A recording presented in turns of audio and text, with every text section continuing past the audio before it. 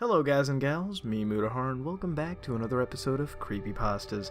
Yes, Creepypastas is kind of a gaming one, not really, you'll find out as I read it, but it's called Hear Him, so with that being said, we're just gonna dive right in, so enjoy this Creepypasta called Hear Him. I can hear him. He helped me. If you listen, you can hear him too. Cool Dude 921 is logged on. Hey man, you there? Yeah, I'm just finishing my homework. Sweet. Up for a game of something later? My name is Kyron, and this here is my best friend Grant, or Cool Dude 921. You probably guessed it, I'm Darkrat31, and this is the moment when everything in my life changed. Neon13 is logged on. Hey guys? Hi Ashley? Go home, Ash. Me and Kay were about to go play something. I don't want to end up on my own while you two go squeal over some spooky kid stories. Shut up. Creepypasta's fun. We like being scared. You'd like it too. Whatever. We can do something later, man. Don't expect me to hold your hand. See you, babies? Cool Dude 921 has left the chat. So, did you read Jeff the Killer? Oh my god, it was so good. That pic totally freaked me out, though. Those eyes. Same. Just started Funny Mouth. You seen that yet? So Neon13 or Ashley, me, Ash, and Grant, we all grew up on the same block. All of our parents were just as close as we were, the three amigos we used to call ourselves. Since Grant moved last year to go to college, we barely got to see him. I don't mind though, because I got to spend more time alone, with Ash. I guess I always really liked her, but I never really thought about it until a few weeks back, when Grant brought it up with her and me. We've always been inseparable even when we were kids, and that he felt that me and her had almost everything in common, completely in sync, and that we'd be together forever. I doubt she even notices though. So then she looked in the mirror, and written in blood it said, "People can lick too." I was like, damn. And there goes my sleep tonight. Sorry. Just kidding. What else have you been reading? Oh yeah, I was totally gonna say there's this really outrageous one. I think it was posted this week. Here, I'll give you the link. Creepypastawikia.com, wiki, hear him. Huh? I clicked on it, but all that happened was YouTube. What? No way. Here's the link again. No, still the same. I'll check it later. Well, that sucks. Oh well, I gotta go. I'll be on tomorrow. Bye. Neon13 has left the chat. Bye. I'll see you. In hindsight, there was no way to tell what was coming. I just wish there was some way, something I could have done differently in order to stop it, to be free of it. The next day, me and Grant Skyped for a bit, playing on our usual Minecraft server. We had a laugh messing around with mods, but eventually Grant had to leave, so it was just me, again. I could tell you more about myself, but it'd just be extending the fact that I'm Kyron. I play games, read stories, and I like the Skrull. My life is pretty boring, aside from my parents. I have no family, no job. I guess the most interesting thing that happened to me in months is getting into college. A creative writing course, which sparked my interest in short horror stories, and eventually getting kicked out for being lazy and not handing in enough coursework. It's not that I found it too hard, more like I just didn't see the point. I never found my stories good, and always ended up putting my pen down and reading others instead. The only thing that pulled me out of my recent spiral into apathy and depression is the news that I might not be alone after all. Ashley's always been around, but once Grant left and she started paying more attention to me, it gave me the spark of life. We started reading stories together, hanging out at night, watching scary movies. Just being around her gives me a reason to smile and laugh. I owe her so much. That's me though. Lazy, useless, and hopelessly in love. Neon13 is logged on. Hey Ash. Hi. What? Me and Grant just finished playing our Minecraft server. You should try it. You'll be like 10 times better at building stuff than both of us. Yeah, I guess. You okay? You've been tearing through creepypastas like no tomorrow. Did you read it yet? It's good. Hear him? Yeah, let me check if it's working yet. Okay, now it's redirecting me to some restaurant website. Are you sure you're not messing around? Why can't you see it? Here's the link again. Just read it. Neon13 has left the chat. If I didn't already sense it, if I didn't feel any sort of thoughts poking around in the back of my mind, this is when I started to get worried. Not for myself, but for Ashley. Was she upset? It seems as though she's freaking out, like she's mad at me. I remember thinking about what I could possibly have done to annoy her, but it was much deeper than that. Why didn't I sense that something else was wrong? A day passes just as quickly as you'd expect it, if you have nothing to do. Whole hour spent laying awake, my mind working on nothing else but Ashley, or whether or not I had kickstarted some sort of unhealthy addiction to horror for her by introducing her to creepypastas and the millions of stories designed to terrify her circulating around the internet, the world. Anyone could have written something creepy enough to set her off, someone whispering to her something so horrible that she snaps at her own best friends. It's crushing to even think about her hating me. I have to talk to her. Sticking my shoes on, I run outside for probably the first time in like 3 days and head directly for Ash's house. The air, though cool, feels musty and old. The leaves on the bare trees are slowly starting to come back to life after the wettest winter I could remember. You can still smell the dampness all around the place.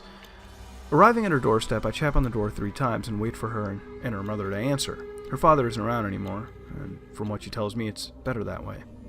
"Ashley!" I shouted after what seems like an hour, before a small, frail figure creaks open the door, and seeing it's me, her mother relaxes a little and widens the gap. Although I catch a glimpse of confusion hiding behind her eyes, apparently Ashley went out early this morning, and hasn't been home since. She told her mother she was going to see me at my house. I sprinted away from that doorstep without saying goodbye, as I knew now in my gut that Ashley was in trouble. Ding! 9913 is logged on. Following 4 links to the creepypasta Hear Him. Ding! Darkrai31 has logged on. Ash, you there? Your mom said you'd come here. Ash, you there? Talk to me! At this point, a Dropbox link appears. What's this? Ash? 9913 has left the chat. The link was Dropbox. Ash sent me something from her computer, something from Ashley. I downloaded it, sure it would give me some answer, but now I wish I had I don't know. This was just... The download was available. Inside the folder was a video with the most familiar and painful name, Ashley.avi. Just about a million thoughts raced through my mind at this point, thinking about what this video could possibly contain, what she wanted me to see. Some vlog, some kind of YouTube video she was going to post? Then the worst thought entered my mind. This is a video with a girl's name on it. No. Besides everything else, this hurt me the most. Like a stab to the chest. Does she want me to see, to watch this? No way. It would explain why she's been acting so weird lately. I'm definitely not going to watch it. It's Ashley, my friend. It's just wrong. Yeah, this is what I was thinking at the time, but days passed me by as I stayed in my room, barely eating, barely sleeping. I didn't even check if Ash came online, if she went back home. I couldn't face her again, if this video was what I thought it could be. But time, it wore me down. And short of tying my hands behind my back, there was nothing that was going to stop me from satisfying my curiosity. The girl that I waded through a heap of trash and, clothes on my floor. Back to my computer, I clicked on the video. I didn't know what to expect to come home from watching it. It certainly wasn't all of this, though. It basically was a dark, unfamiliar room that took the stage. The walls seemed to have a painting on them, which seems old, but it's too far too faint to see. The only light in the room comes from this darkened window. Looking closer, a door and a folding chair come into view from the right-hand side. The camera is off balance. Observing the edges and the outlines of the painting, which are now coming into better focus, the atmosphere seems extremely dense, heavy, and shaking. Either that, or there's a minor earthquake occurring within the room. About 2 minutes in, the door opens, not that you could tell by the brightness, and a girl comes through. She sits on a chair and looks at the ground. Every so often she murmurs a couple words, which begin inaudible, but she speaks up gradually. It would appear she is responding to questions, addressing someone in the same room that isn't visible from this angle. There is a hint of recognition in the girl's sad eyes. Eventually, we can hear the girl talk, but the second participant is silent like a ghost. Yes, I did. He was hurtful. He hurt me. I don't. I was fine. He protects me. Okay. A sudden sharp change of scenery as the video cuts to a slightly lighter setting. Although not bright enough to make out most of the shapes taking form on the screen, the girl is not being interviewed anymore, though it's hard to place her. She's standing in the middle of a dead street. At that spot just a couple of minutes before hazy dawn. As the picture adjusts, you can see the camera is behind bushes, peering out across a girl. It rushes forward. The camera hungrily juts forward every so often, as if it swipes at her while giving chase. The girl, she's crying as she lifelessly and effortlessly drags herself along the open road. She's hurt. The camera comes closer and closer. It's still too dark to see, but the camera falls to the ground as the girl is brutally beaten by an unseen figure, stabbed dozens upon dozens of times. She's no longer crying. The scene changes to Ashley's room, but it's obvious that it was taken before the previous events. She's being interviewed one last time, but only says the one thing. I can hear him. He helped me. If you listen, you can hear him too. Behind the tearing of the video, the static creating a wall between us, The last thing I saw was her smile, but it wasn't a look she wore. It wasn't happy. It was fun. This was acknowledgement of what was to come. Ashley smiled through the camera at me, tasting my blood, her evil, twisted grin wanting me dead. Me and Grant walked through the streets of our childhood. We would point and reminisce about the old days, the Three Amigos, all those hidden, secret places only a child would know about. We went through the park, strolled along the burn that leads us home each evening all those years ago. The crystal clear water so unchanged you could almost see the reflections of three carefree young people giggling and playing. Almost. It has been 2 weeks since Ashley went missing, and with a community as close as ours, panic had begun to spread. It was only 4 p.m. and you could see blinds shut, children running home as if their lives depended on it. That look in the eyes of passerbys that shot distrust at anyone who dared walk the same road. I haven't told anyone what I saw, or decided whether or not any of it actually happened. I like to pretend that it was Ashley all along, reading one too many scary stories, playing a joke on all of us, and she eventually comes home and falls in love with me. We get married, have 2 kids, watch scary movies. Someone to protect, someone to care about. All of it was gone now. No, I couldn't pretend she was still here if I tried. With Ash's father gone and now herself, Ashley's mother became a recluse, almost catatonic as she stares out towards the road through the safety of her dark upstairs windows, keeping a watchful eye. My mom keeps trying to visit her, bringing food, phoning every chance she gets, but it's as if her entire existence has faded to that of a ghost. Grant came back as soon as he had heard. He's staying with his dad for a week while things settle down. Sometimes I think I could tell him. Other times I believe he'll think I did it. I still have Ashley.avi, but it stays safely away on my computer. I couldn't bring myself to throw it away. I went home at some point, just sat on my bed, staring at the emptiness for an hour or so when Cool Dude 921 is logged on. Hey man, how are you holding up? I miss Ash as well. Can we talk about it? I know you probably don't want to play right now, or... So how about some of that creepypasta you and Ash like? Come on man, I feel bad too. We just need to take our minds off it for a while. Dude? Ash sent me one before she went. She knew I don't like it, but I think it would mean more to you. Here, I'll give you the link. It's Hear Him, creepypasta.wiki.com. My head hit the ceiling. I don't know if I was angry, jealous, shocked, terrified, or all the above. She sent it to him too? Hear him? Hear him? That's what she said? Hear who? I don't know how I forgot about it, but the only thing that I could do was act. Find out what this had to do with her. But before I could do anything, Cool Dude 921 had left the chat. I tried calling Grant, texting him, trying to find out what exactly Ashley had said to him, but I never got an answer. Half crying over Ash, half terrified of this guy, the animal-like cameraman, him, was still out there. I fell into a heap on my bed. I must have passed out. There's no way I could sleep at all after the things I saw. I dreamt of that road again. Ash crying, me, the camera, eyeing her like a piece of meat, the rushing like a predator, like a monster. After she was gone, I kept on going, attacking her. It wouldn't stop. It wouldn't let me rest. His voice would haunt me forever, which was silence to me, but not to Ash. She could hear him, and it destroyed her. But how? I woke up. Strangely, with a new energy, I rose up to my computer, determined to get to the bottom of this, to find out who he was, the cameraman. He was obviously the man interviewing Ash, which got her so unsettled. I tried clicking the link Grant left, but again, like before, it led me to a random site. This time, a hotel in Germany. Next time, a boat club. Then Wikipedia. Someone didn't want me to read this. I thought of ways to cancel out the redirect. With my eyes brushing over the folder containing Ashley.avi and a stab of pain in my heart brings back with a bolt of inspiration. Why send me the video? How did Ashley manage to open Hear Him in the first place? She must have received it from Dropbox directly. Otherwise, she wouldn't be able to open it. But why? And where would she get that link from originally? Unless someone wanted her to see it. I still had access to her Dropbox from when we were still sharing creepypastas, if she kept the password, 3 Amigos. Yes, there it was. Hearim.txt. I had the icon for the longest time, sizing it up.